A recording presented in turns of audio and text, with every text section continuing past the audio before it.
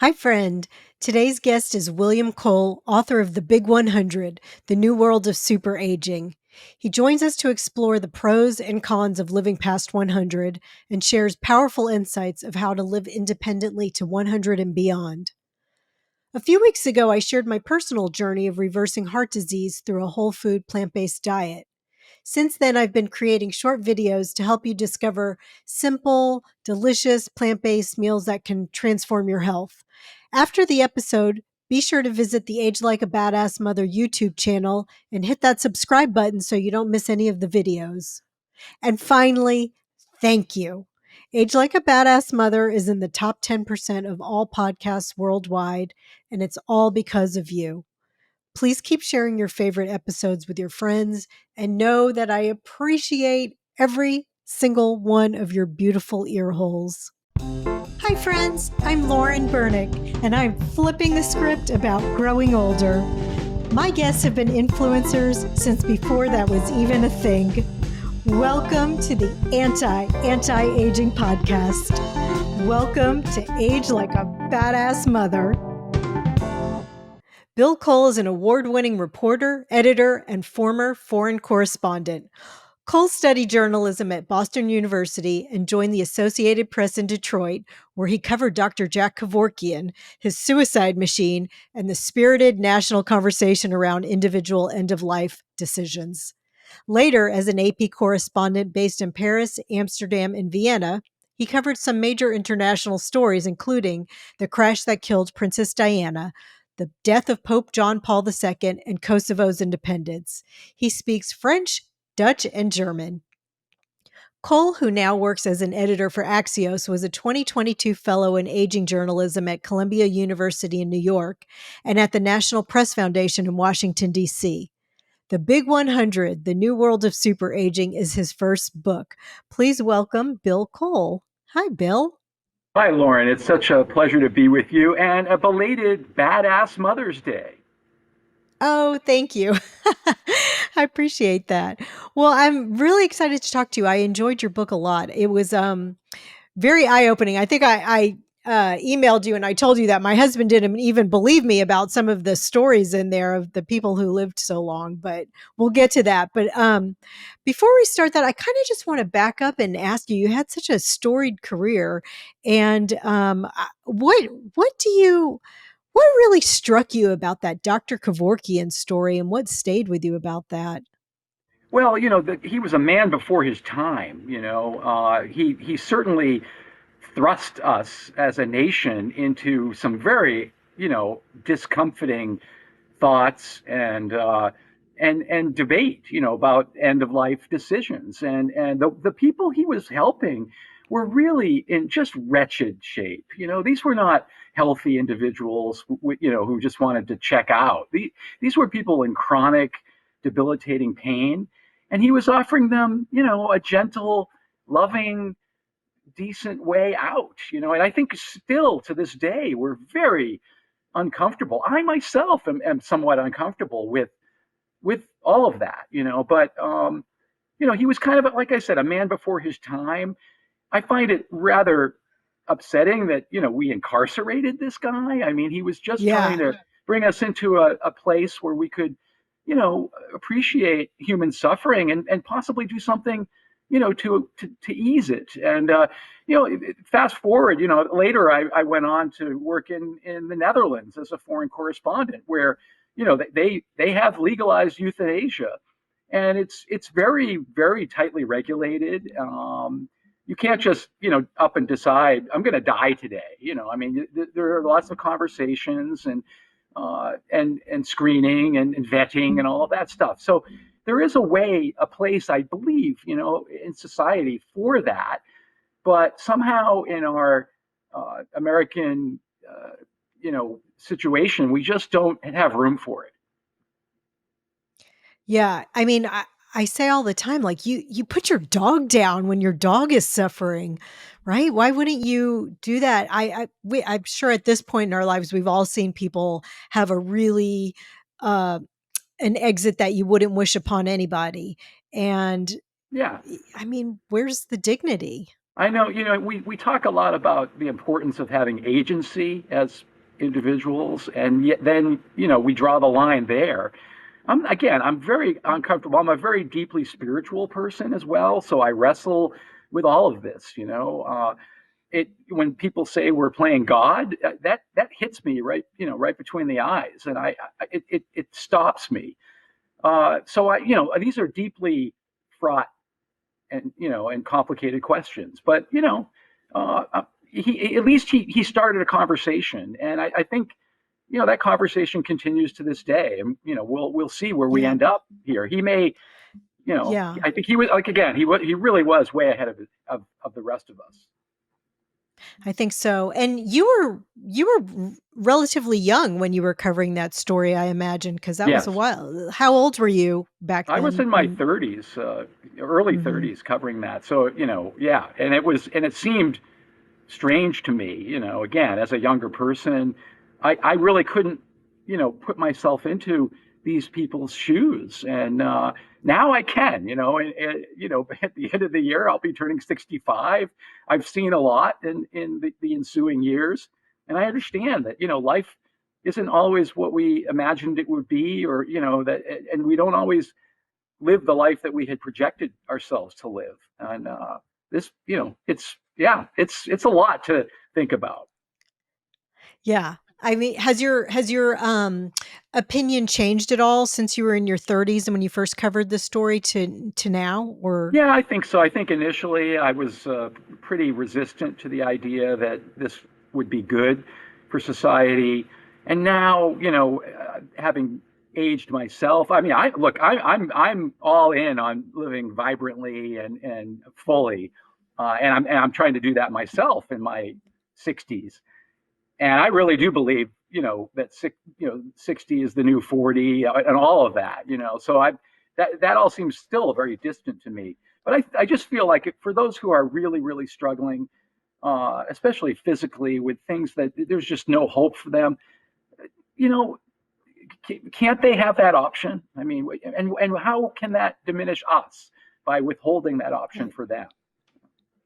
Mhm. Yeah, I think you're right. What made you is it just that you were getting older that sparked your interest in aging? I mean, that's kind of what did it for me, but is that what did it for you as well? I think so. I think also there were honestly the Big 100 was inspired by two women. One was Jeanne Calment, and we'll talk about her a little bit more, I'm sure. But she was the oldest person who ever lived whose age could be authenticated by records. She lived to 122 years and 164 days in France, where I was a foreign correspondent, and I was privileged to cover parts of her journey. An extraordinary person, and when you encounter somebody like that, your life is forever changed. And I developed, I think, kind of a borderline obsession with these very, very old people. And the other woman who inspired this book was my own grandmother, my mother's mother, who lived just shy of 104. She was born in 1899 and died in 2003. So her life touched parts of 3 centuries. And That's she was an incredible. incredible individual. And again, when you have, one of these extraordinary people in your own family, it just kind of captures your imagination. And so those two women kind of got me really thinking about this. And then, I think like many of us, I started to realize, wow, I'm really hearing about people living to 100 and beyond a lot more often than I used to.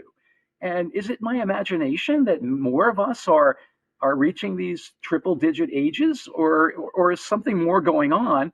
And if it is true, and it is, how is that going to change our society? And so that's the central question I sought to answer with the Big 100. Mm. And how is it changing our society Oh gosh, in with every more people imaginable living? way.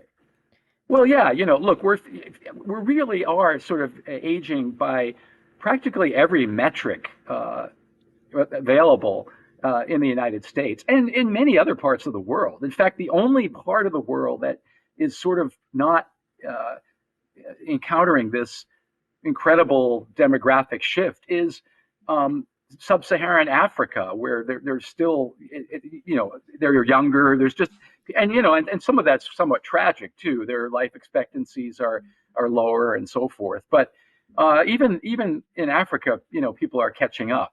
I think, we are, we're just, I call it in the book, we are becoming the United States of gray America. And, you can just see these incredible tipping points.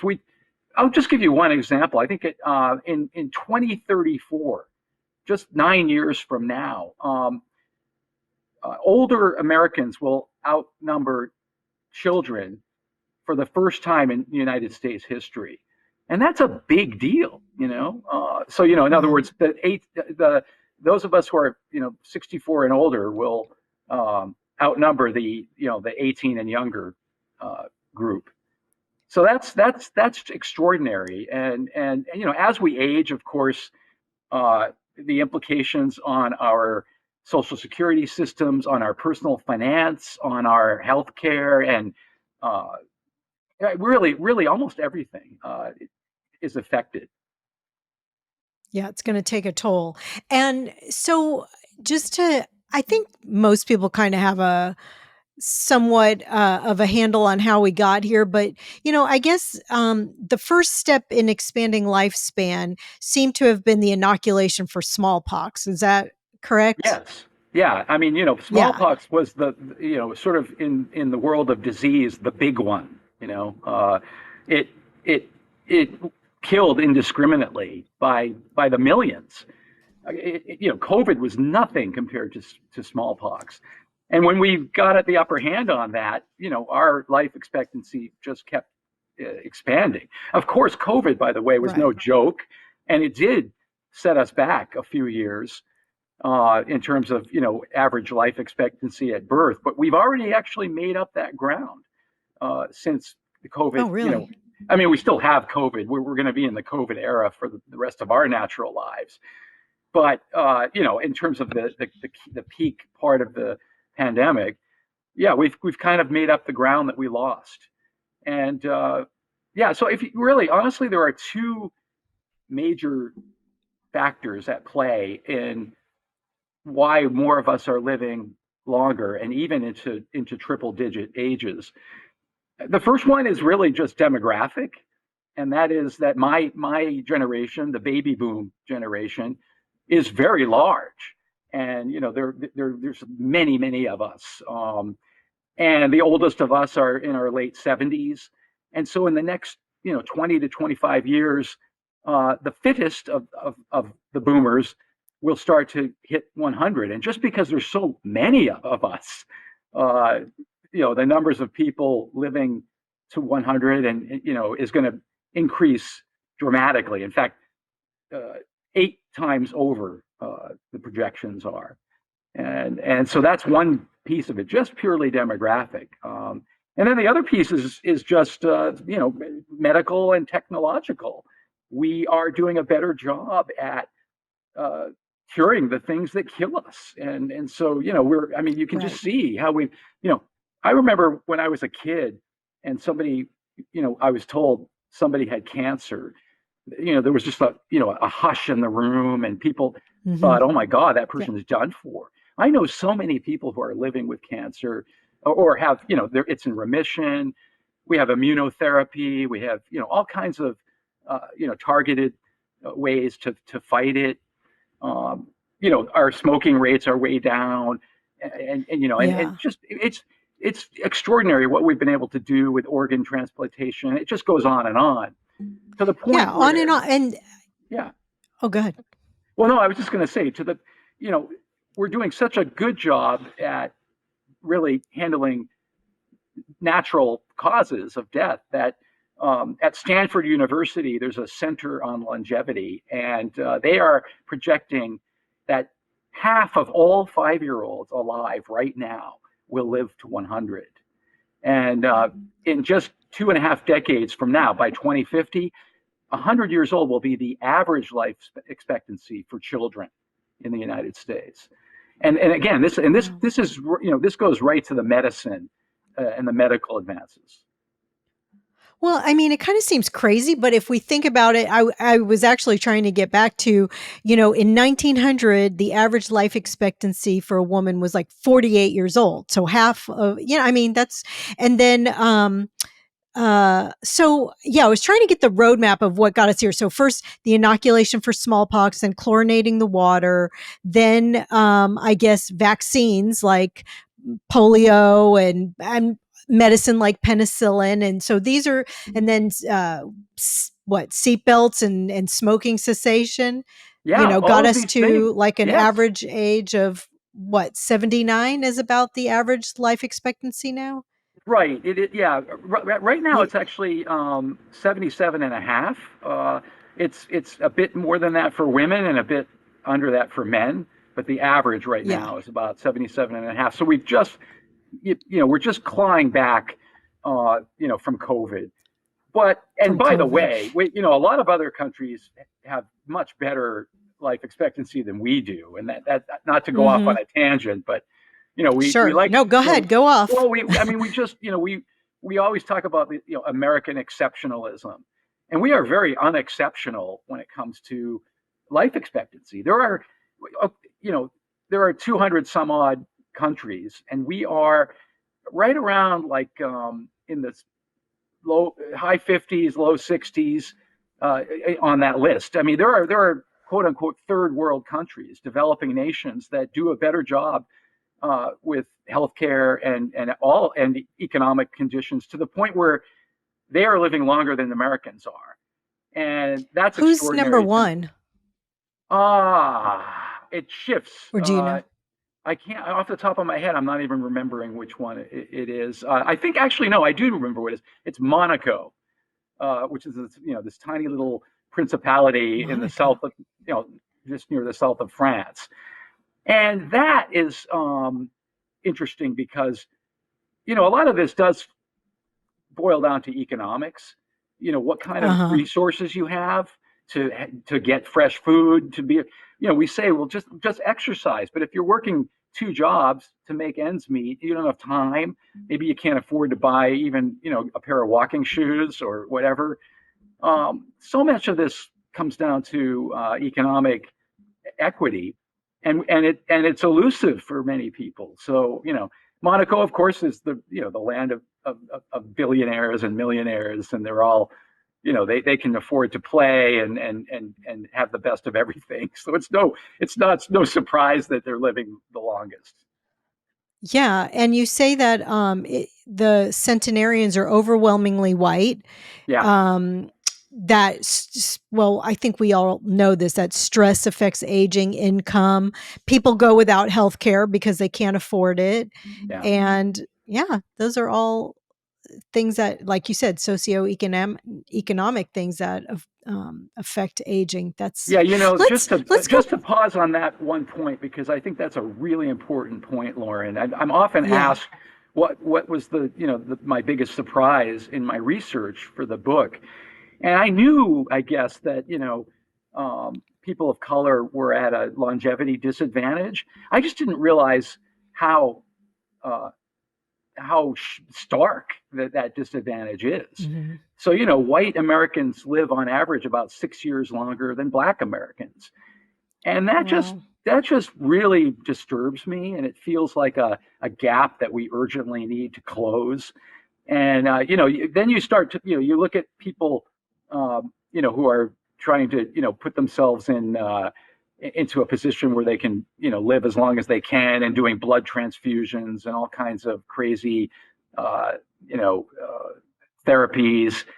And I don't know. For me, um, trying to level the playing field in terms of lifespan is much more urgent and important than some billionaire in Silicon Valley, juicing himself in order to live a few extra years. Just my Yeah. opinion. No, I couldn't agree with you more. And I think that we saw that so much during COVID. I mean, Yeah, yeah, I think if that wasn't apparent then, just between, the people who were dying more and the kids who were falling behind in education more because they didn't have a computer at home, or all the things COVID kind of brought it to light. And I think you're absolutely right. It's yeah, that's something we're going to have to get better at as a country. Um, yeah. Absolutely. I want to go back and now talk about Jeanne Calment. No, I'm saying her Calment, Jeanne name Calment. really Right. Jean Calment. Perfect. So she Très, was the très bien. one. She was the lady who lived to be that first one who was verified to live to 122 years old. Correct, because she had an actual birth certificate. Yeah, right. Right. Her age could be authenticated by records. Uh, and that's interesting because, we do hear, anytime you're in the supermarket, checkout line and you look at the tabloids, you might see, a 146-year-old man, walks out of the Brazilian rainforest. And maybe there is somebody who's 146 in the Brazilian rainforest, but there's no way to prove it. There's no paper trail. But in Jeanne Calment's uh, instance, she lived in France, a Catholic country. She had birth certificates, baptismal certificates, all kinds of paperwork that show us that she really was that old. Yeah, and I love that she died in the 90s, right? Yes, yeah. She died Yeah, about a couple of and weeks so after Princess Diana, as a matter of fact. So, oh, or right, because then her before, story went away. before. Yeah, that's right. Yeah, before Mm, Princess mhm. Diana, right in 1997. Yeah. In 97. And so she said that she met Vincent Van Gogh and that she watched the Eiffel Tower being built. I mean, that's insane. And then I know. she didn't have very nice things to say about Van Gogh either, right? She said he No. he stunk of absinthe and he was ugly. She was not very nice Yeah. about him. Yeah, She did she not said have that they nice used things to to say. call him Le Dingo because he was so ugly. And she worked in her father's art supply store in the southern French city of Arles, and Oh. yeah, so that's where she was selling colored pencils to Van Gogh, and he stunk of alcohol and everything. And she said she was very funny, and we can talk about that a little bit more because that's so key to Yeah. aging well. But she said that she met him before he lost his ear. So she was like, well, Right.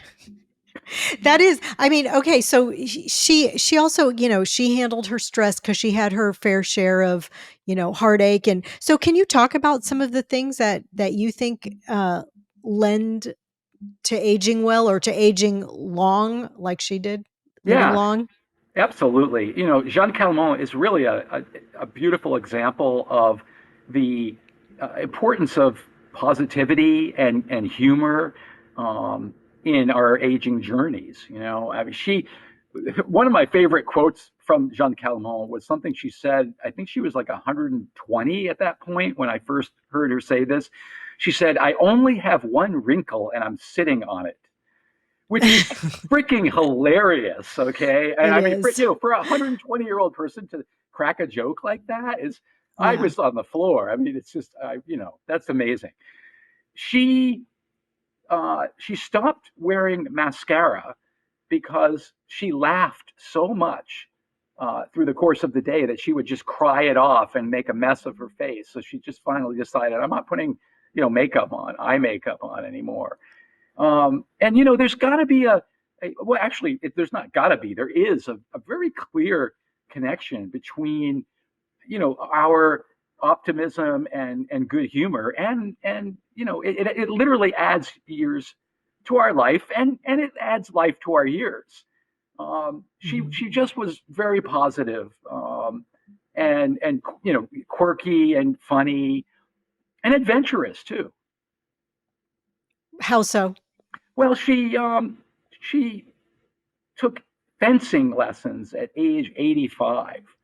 When many of us would just be in a rocking chair. She was fencing. Think Wow. of that. This That's is not, incredible. playing chess or even, I mean, fencing is kind of an intense, sport. It's an Olympic Mhm. sport.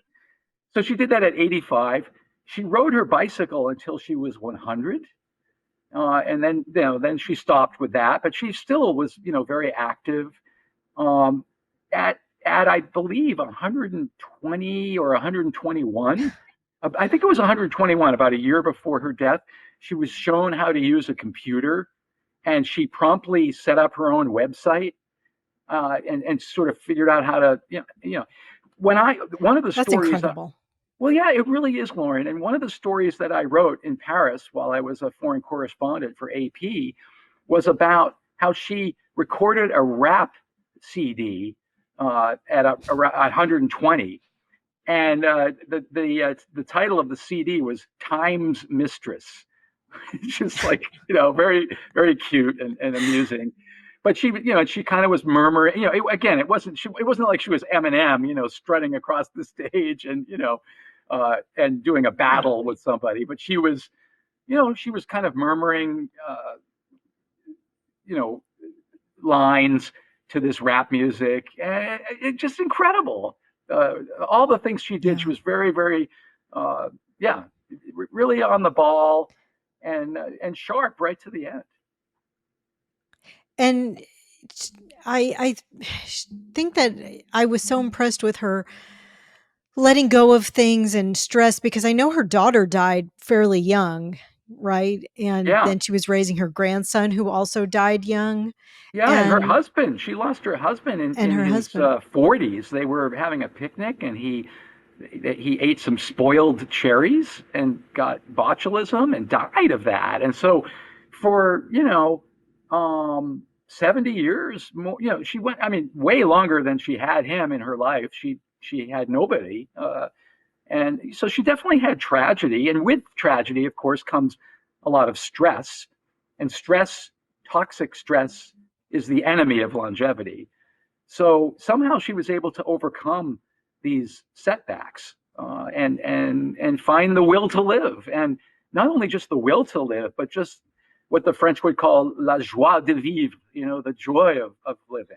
Uh, Yeah, she had that. Yeah, she just had that incredible way about her that she could just handle that stress and let it go. And I think that that's so important. And I think that that's one of the common things. What are some other common things that you see in these super agers, yeah. So, like your I think grandmother? my grandmother, well, for example, my grandmother had some similar traits. She, um, she also suffered loss. Her husband died, 50 years or 45 years before she did. So she had to make her way alone. She had five children. Uh, she lost her son, my uncle Andy, quite young. He was barely 40. That's it's hard to lose a child. Obviously, it's devastating. She Yeah. also, like, she was an amazing person. First of all, she um she played piano for the silent movies in the 1920s, and which absolutely, just I don't even have words for that, because it's just so amazing to hear stories like you hear from these people who, really, the silent movies, and she's up in the little booth playing piano. Unfortunately, she actually developed crippling arthritis later in life, and she couldn't play the piano anymore. So, Lauren, what she did was she put herself on a very particular diet of just whole foods, no artificial preservatives, no artificial colors, um, all, whole grains, all natural stuff in the 70s, but way before this was actually really a thing. And she cured herself of this crippling, rheumatism, and she was able to play the piano again, and did so for much of her life. I remember a family wedding where we were on the dance floor, and at this point she was in her, I think, close to my mom's age, or around her mid 90s, and she was kicking up her foot to my shoulder height on the dance floor at that age. So, again, somebody who had That's suffered arthritis, incredible. and she basically cured herself, which was really Yeah. incredible. It showed her, I guess, her resolve and determination as well. Yeah. And I want to stop right here and put a little exclamation point on that, because anybody who listens to this podcast knows that that's what I eat, a whole food plant-based diet, and that I actually reversed my heart disease with that, and I'm not surprised that she cured her inflammation, because that's what she did. That Yeah, her joints right. were inflamed, and she so just I want to, I just want to highlight that, because we talk about that all the time, a whole food plant based diet with whole grains and legumes and fruits and vegetables. And it's funny because a lot of these stories that you hear with these super agers, super centenarians, that you do often hear, like, oh, I drink whiskey every day and I smoke a cigarette and I eat bacon. And I mean, I feel like that's more not the norm, but I mean, Yeah, you do hear them, you do hear them, you and know. it's those people are kind of outliers. It's very fun Mhm. to hear people talk about that stuff. Um, Oh, yeah. even Jeanne Calment, who lived to 122, had a glass of port wine every evening with her meals, and she smoked up until just the last couple of years of her life. She smoked two lightly puffed cigarettes a day. So I mean, but All right, it's clearly, not the clearly worst. her, she had genetics going for her, and so she was able to do those things. I have a friend whose grandfather lived to 108, and he used to drizzle his pancakes with bacon grease instead of maple syrup, and he still lived Oh. that long. And so you obviously this is I'm not recommending this, right? I mean, this is not what we No, it want to be happens though, doing, you totally. know. But I think that just speaks to genetics and the fact that he just was wired genetically to live that long, to the point where his body could actually overcome that kind of abuse. And maybe he would have lived longer Yeah. had he just stuck with the maple syrup.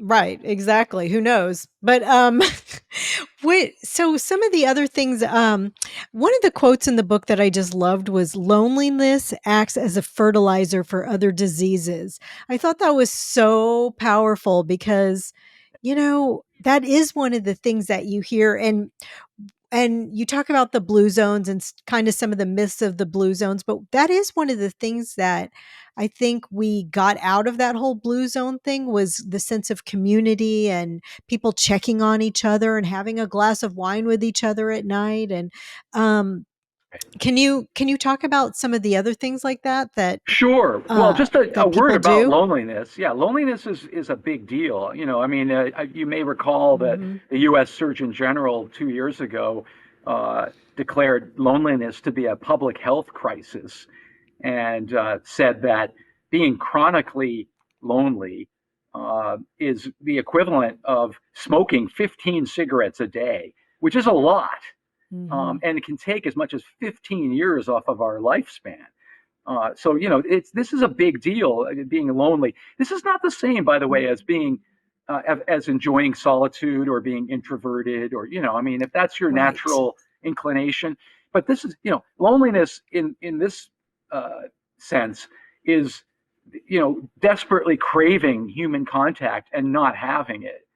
And this can occur in cities, by the way. I mean, you could be desperately lonely in New York, a city of 10 million people, without any real uh, you know human connection. Uh, as much as you could be out in the country, or up on a hill with your house on 2 acres, all by yourself. Yeah, so that's a problem. I mean, there.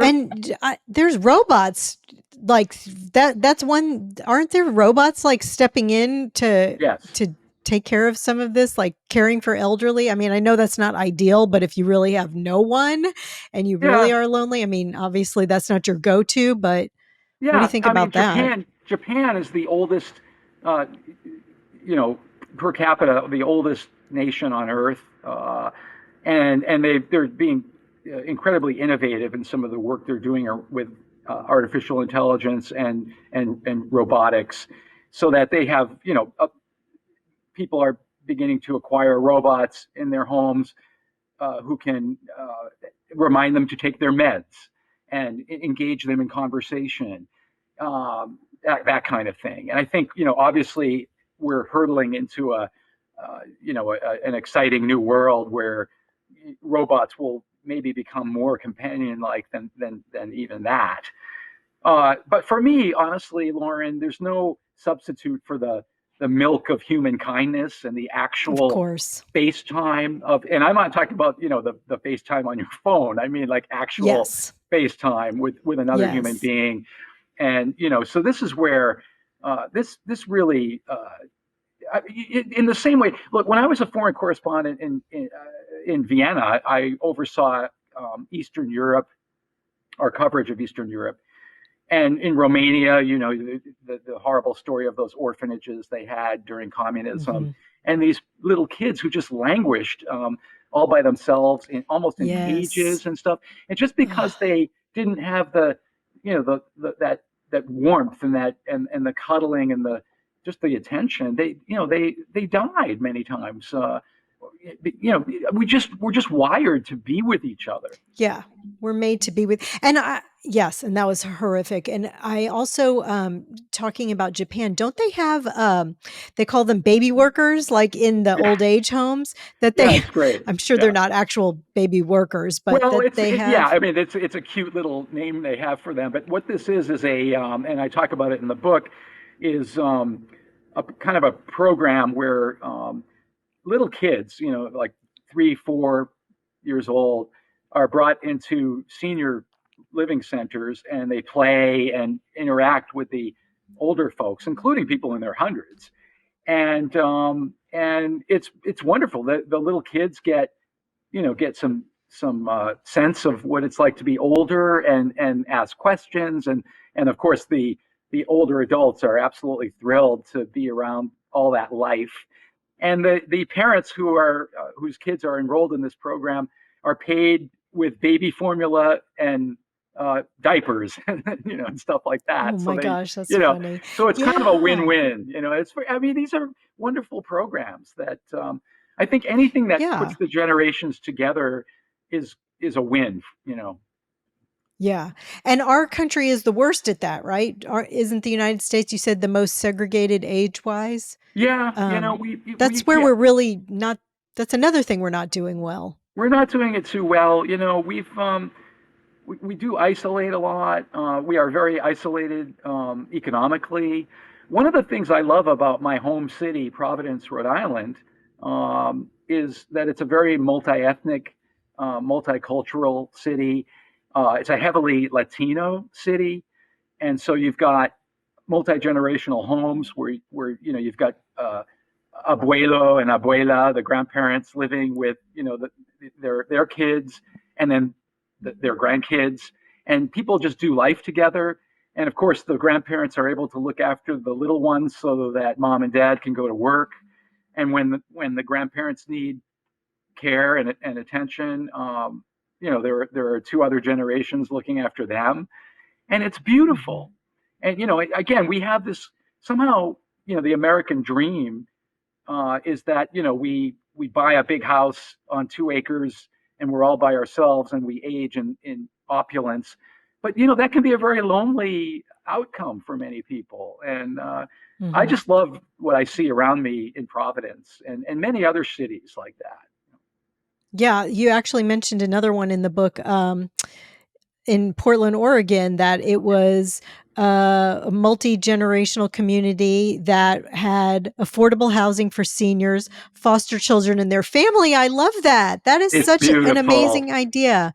It really is That great. solves a lot of problems, doesn't It it? does. It does, because these kids need, guardians and people to help guide them through their lives, and then the older adults, need somebody to do for them as well. And so it really is just a completely beautiful win-win.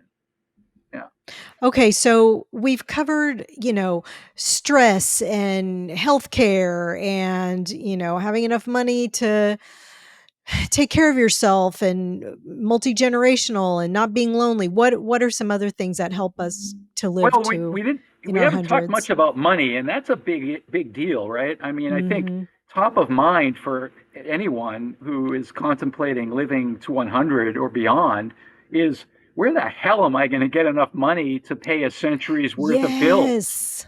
And I know that's something Yes, I've thought of yes. as the grandson of a centenarian, and my mom is now 94. And, I clearly there's some decent genes.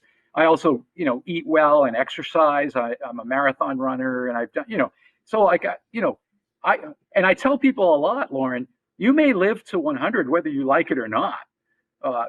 Based on your genetics and just the fact that you're not smoking anymore.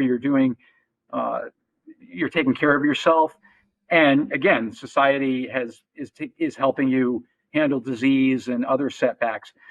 Excuse me, but I think uh, yeah, money is a big problem. I mean, AARP does these regular surveys to see how financially prepared or not we are, for our latter years, and it's horrific to read these surveys. I mean, the median amount of money that Americans have saved for retirement is $30,000, which is absolutely Oh, nothing, you know. nothing.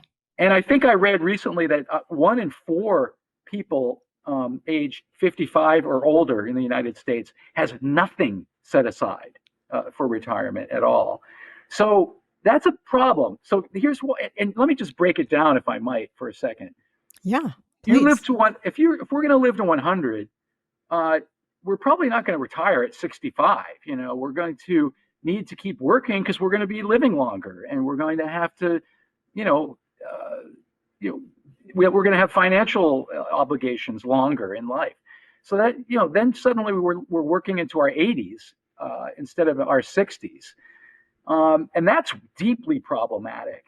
It's fine for maybe you and I if we have sedentary jobs at a desk in an air conditioned environment. But what if you're a landscaper or in construction or agriculture or any number of, you just can't do that work in your 80s or even 70s.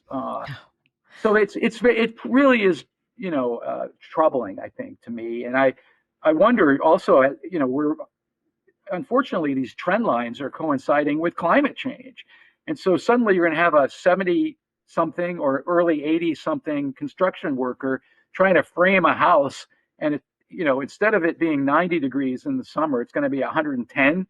I mean, what's that going to be like? So I think these are kind of, I Yeah. think, honestly, when I imagine the super aging era that we're already in, uh, I see a mixture of brightness and bleakness, and this is definitely in the bleakness column. How we're gonna make it, to 100. And one last thought, and I'll pause, is generational wealth. I mean, many of us have enjoyed that, and we've received an inheritance that's enabled us to buy our first home or pay for a college education for our kids or for ourselves. I don't know what's going to happen to generational wealth if we're all living to 100 and we need our, every last dime just to, get to the finish line. So that is something to think about. Yeah, I mean, it really is because, I know your mom's still alive Yeah. and she's how old? What, in her 90s, 94. 94? Yeah. Yeah. Yeah. My mom just passed not too long ago, and she had these 2 long-term care insurance policies, and thank God, because I cannot tell you how much it costs for this woman to live the last years of her life. It was kinda criminal, with Yeah. all the help she needed. It was hundreds of thousands of dollars a year. And because, I mean, she was able to be in a nice place with a lot of care that she really did need because she had these 2 incredible policies. But if she hadn't had those, I literally don't know what she would have been in, some crap hole Medicaid bed. It would have been a really sad thing. Yeah. And But those aren't so cheap there's either. Those policies aren't cheap, no, they're not cheap, and I can guarantee you they don't make the kind of policy that she had anymore, because she was just getting money for being a homemaker, or they were just giving her money like $4,000 a month just for being. It was incredible, on top of all the care that she was getting. It was, right. and like I said, she had 2 of them. So I do not know what she would have done without them, and it costs an incredible amount of money to be unhealthy. So it's one thing if you're going to be a healthy centenarian, it's another thing if you're going to be unhealthy. Um, yeah, Absolutely. That's a great it's point. kind of You cuckoo. know, well, we talk a lot about lifespan, but we really need to be talking about health span. In other words, the number of Exactly. years that we're in good shape and we can actually enjoy these bonus years and not be, in healthcare situations all the time. So, I mean, that for me is key. And if, people often ask me, Bill, do you want to live to 100? And of course, like anybody else, my answer is it depends. I mean, if I'm going to be in good shape, look, I'm under no illusions that I'll be running marathons at 100, but I'd sure like to be able to walk around the block and, smell the Yeah, no roses. kidding. And I'd love to, not for nothing, right? But I'd love to have my mental faculties intact and not be, ravaged by dementia and so forth. So these are things that, Mhm. it's kind of scary. But I do think, you know, it's not inevitable. This might be a good point to just sort of pivot a little bit because some of these things we've been talking about are kind of dark. It's getting Um, dark. yeah, it's getting dark in here, right? Yeah. Well, you started off talking about Jack Kevorkian. I think you sort of set the tone here. But you know. listen, you, you know, Alzheimer's is horrible, and my heart goes out to anybody who's got a loved one who's dealing with that. It's really rough, but it's not inevitable, as it turns out. And there are about 7 million older Americans who have Alzheimer's right now, and that's there are many millions more who are living without it. There was an interesting study done in the Netherlands that I write about in the book, where they took a look at a population of centenarians. I think the youngest was 101 and the oldest was 107. And these were people in their hundreds who were living independently, so they were already in pretty good shape. And most of them had they did cognitive testing on them. They were doing great. They had the recall and the cognitive function of somebody in their 50s or 60s, with only just the normal sort of forgetfulness that we all undergo, like where the hell are my keys, that kind of thing. Yeah. And as part of the study, they agreed to have their brains examined upon their eventual deaths. And here's where it gets really wild. They, first of all, many of them had no signs of the plaques and tangles that in their brain tissue that are the sort of the calling cards of Alzheimer's disease. And then there was a portion of them who did have the plaques and tangles and scarring, but had never had any symptoms of Alzheimer's. So that, in other words, Alzheimer's was present in their brains, but it never manifested itself in any way in their lives. And they were in their hundreds. You can imagine how pharmaceutical companies are trying to unravel that, and figure out, can I produce a medication that would duplicate whatever was going on there? And we're not there yet. But I think my main point here is that there's hope. That living so long doesn't mean that we're going to lose our marbles, and I mean, honestly, and so then these could really be extra bonus years. Yeah, Yeah. Did they what did they attribute that to? Was it the way they were living? Was it community or it's still y- being they're still trying to figure it out. To be they're still honest, trying to figure it out? there was no clear through line through all of those people. Interesting. But certainly they were Yeah. doing well. So that, it may there may have been a little selection bias there in the sense that they were already living independently. But I think Yeah. this just speaks to anything we can do now to take good care of ourselves, care of our brains and our bodies, is going to really set us up well for the 100-year life. Hmm. And I there's also this life expectancy calculator in the Yeah, book. So people after the podcast could go to living to 100, and 100's just the number.com, living to 100. And I did it, and I'm close to you. We're going to be alive together. I got 101, you got nice. 102.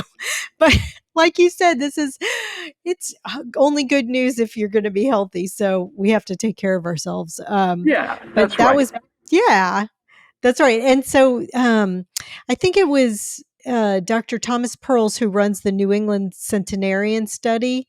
Um, Right, and so he studied about 200 people who have exceeded the super centenarian age of 110 or older. Right. And so, what can right. you tell us about that? That's cuckoo.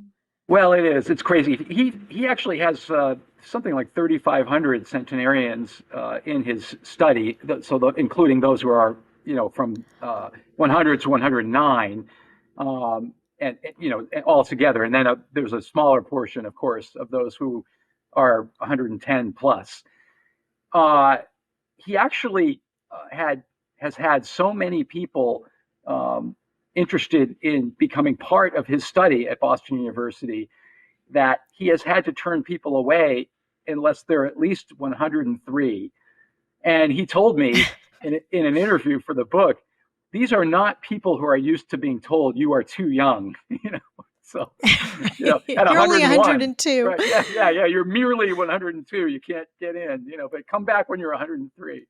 He actually can take more now because the interest in all of this has grown so much, and he's gotten some really great grants and things and funding. So he's been able to add some grad students and other staff, and now they can handle the group they So, have. what's he But finding out?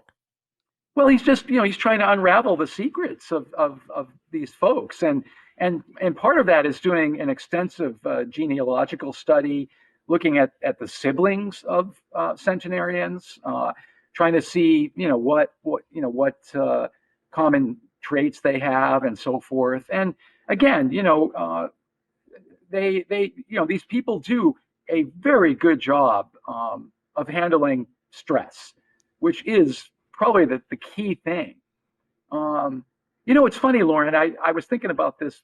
uh, I think just yesterday I was reading about a 103-year-old Holocaust survivor who just died, and she had done remarkable work in her career. And I thought to myself, wow, talk about toxic stress. I mean, that, going Yeah. through that experience and yet still living into your 100s. I mean, that person must have been incredibly optimistic and hopeful. So Yes. Yeah, you talk about optimism and hopefulness too a lot in the book with especially with Jane Goodall, who yeah, what she's an lovely. incredible example of aging. Oh my gosh. And she tell us the do you remember the difference what she says between hope and optimism, or I I have it can't. kind of written down if you don't. Yeah, she Uh she does she you want me does. to Yeah, she distinguishes between the two. But if you have it written down, you'll help me out with my own little Yes, senior I moment know here. cuz I wouldn't remember it either, but she said hope and optimism are not the same. This is Jane Goodall, guys, so she's no schlepper here. A lot of optimism could be in the genes. It seems you have an optimistic nature, but that can also be cultivated in the child. For me, hope is different. I'm optimistic that everything's going to be all right, but hope, yes, you want it to be all right. You see a goal, there's a dark tunnel, but in the end, there's a little gleam of light. If we can only get there, and that's hope. And if we can get there, we can do our very best. Hope is determined by action. That's my definition. So that was what Jane Goodall, yeah, that there's a difference between hope and optimism. Hope you're going to hope it's okay. Yeah, yeah, Yeah. absolutely. And Oh, man. she is truly inspiring. She's 91, just turned 91 last month. She's traveling more than she ever has. Of course, she became famous worldwide for working in her 30s. Studying the chimpanzees in Tanzania, and Yes. and is just an incredible author and just an incredible human. It was the privilege of my life to spend an hour interviewing her, and I can't yeah, she's still imagine. going strong. She's incredible. She is Yeah. really, my sort of. She's kind of like I don't want to say poster child, but she's a poster grown up for what what a long and full life can look like. Yeah, I actually ask some questions at the end of the podcast of a lot of people, and Yeah, I ask who do you admire for aging well, and Jane Goodall and Jane Fonda come up quite a bit, the two Janes, yeah. and yeah, for good reason. Is that who you would say you admire for their way of Yes, aging, or yes, but there's one woman that really kind of you know intrigued me and really stunned me. And I write about her in the book, Hilda Senhouse, who just passed away last year. She was 113. I interviewed her, spent an afternoon with her uh, for the book.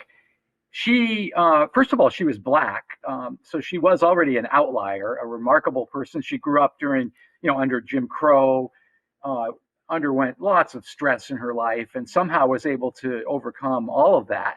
An incredibly effervescent person, just bubbly, uh, funny.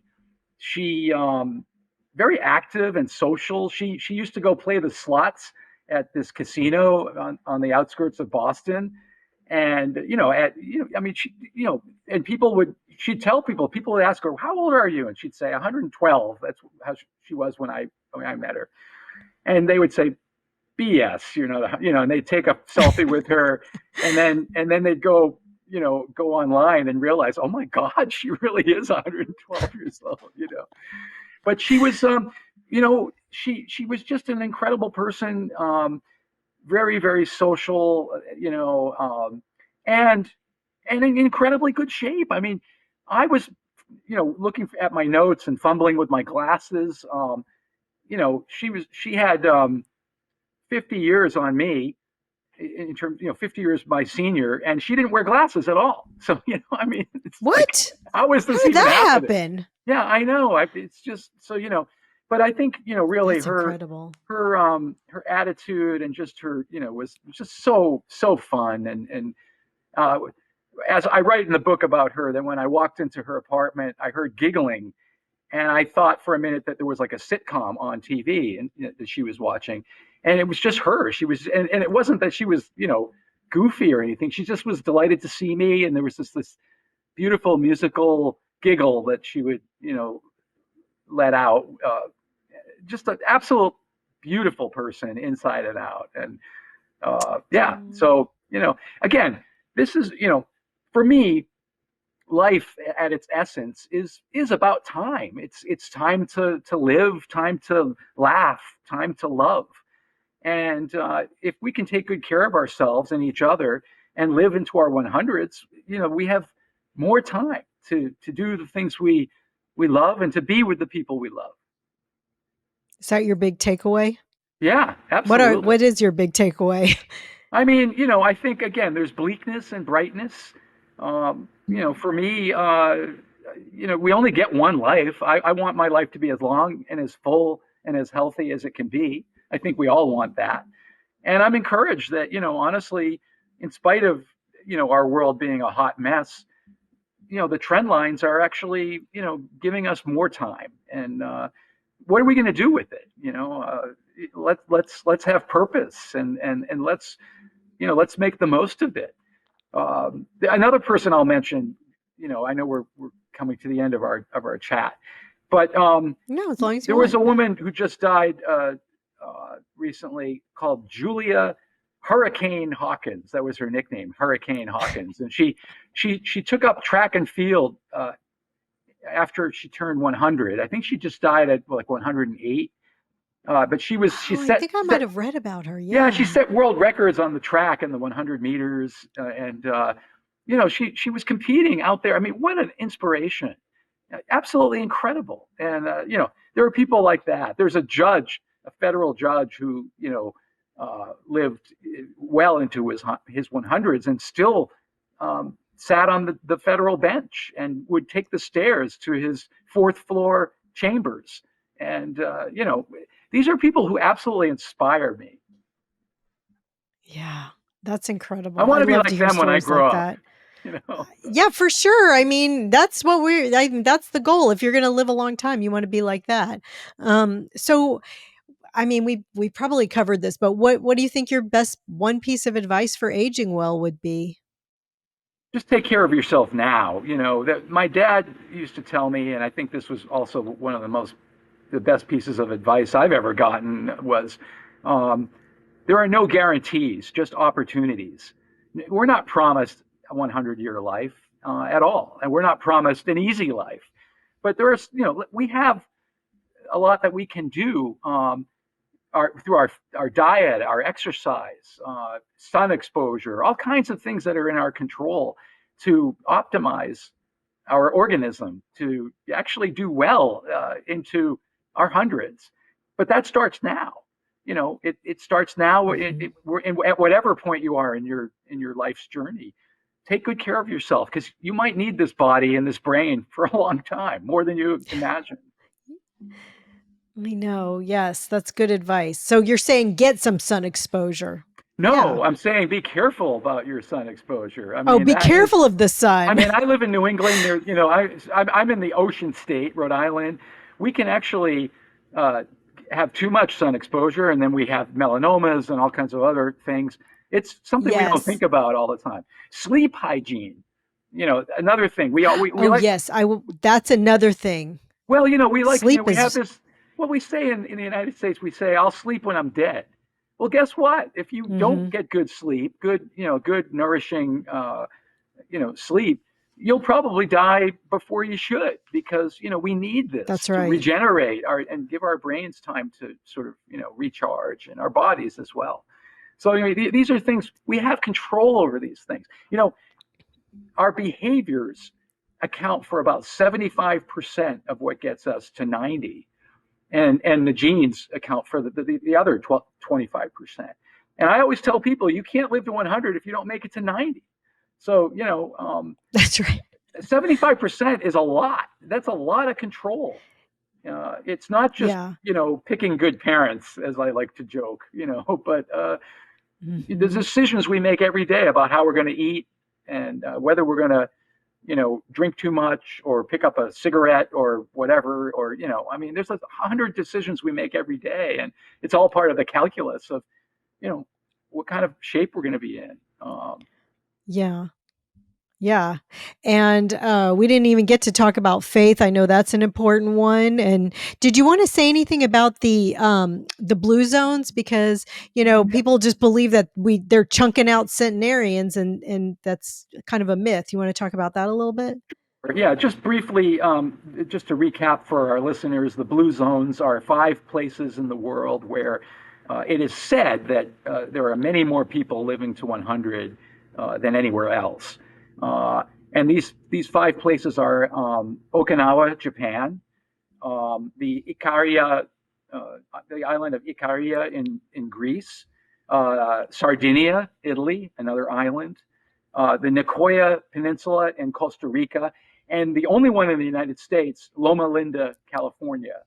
And actually, in truth, there are not more people living to 100 in these places, but they do have larger populations of people living in very good shape into their 90s, and we can learn a lot from them. So we kind of touched on some of this stuff, but the mostly vegetarian diet or the Mediterranean diet that we've read so much about is very beneficial. Whole grains, easy Fruits on and red vegetables, meat, yeah, fruits, beans. vegetables, Hmm. beans, all this stuff. And they are also moving gently through their environments. They're not running marathons like some of us do, or but rather just gently walking and moving and exercising uh, and Gardening, they're walking gardening, uphill. and then they're also living in community. Getting together, sharing meals, uh, sharing a glass of wine, doing life together. Which probably of all three of those, may be actually the most important one.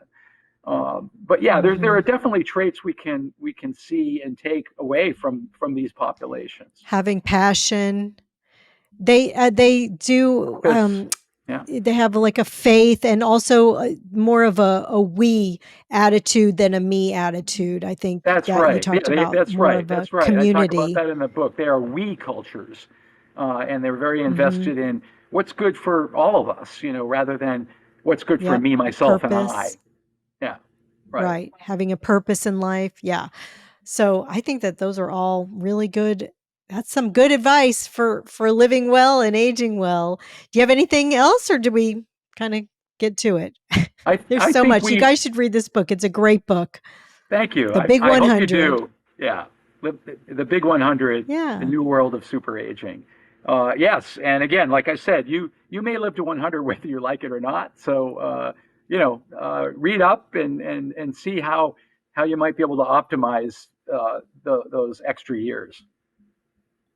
Yes. Well, thank you for sharing with us, Bill. It's been really fun talking to you.